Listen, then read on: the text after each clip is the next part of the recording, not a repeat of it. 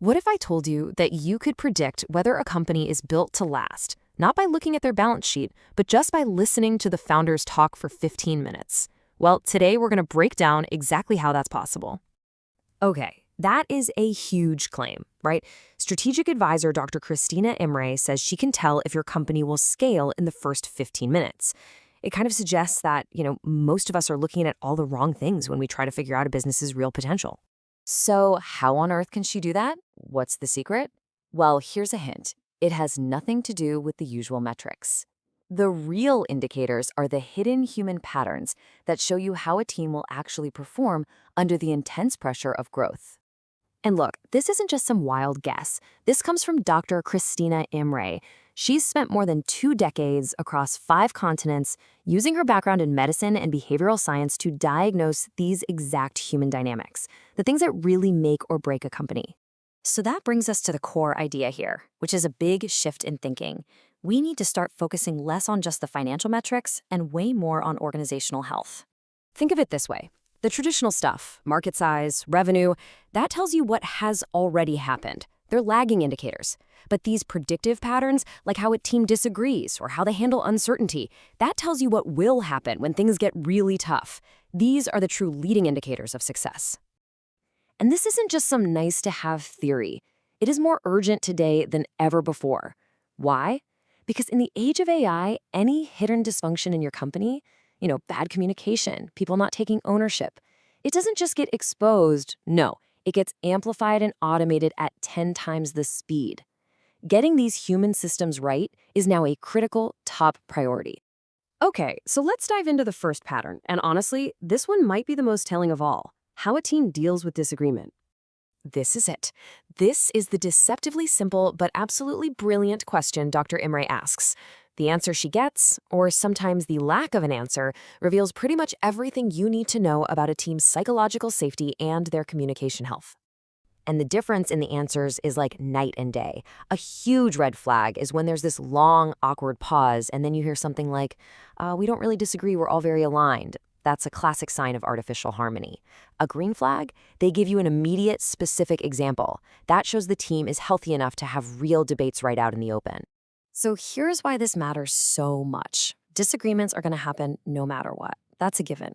The only question is, do they happen out loud where they can actually be productive, or do they happen underground where they just fester into politics, resentment, and a whole lot of stalled progress?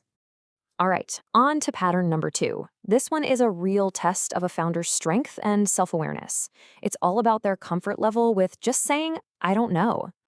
The test itself is really simple, but so revealing. You just keep asking tougher and tougher questions until you hit the absolute limit of what they know.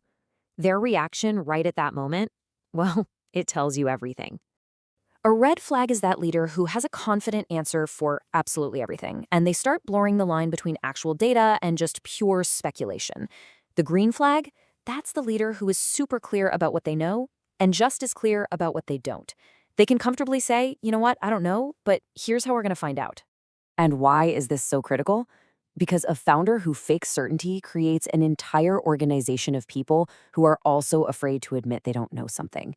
This culture absolutely kills learning. It hides major problems, and let me tell you, it is fatal when you're trying to scale. Okay, so we've covered 2 of the really big patterns. Now, let's make this practical. Let's turn this whole thing into a tool that you can use to diagnose your own company right now. So here are all 7 patterns.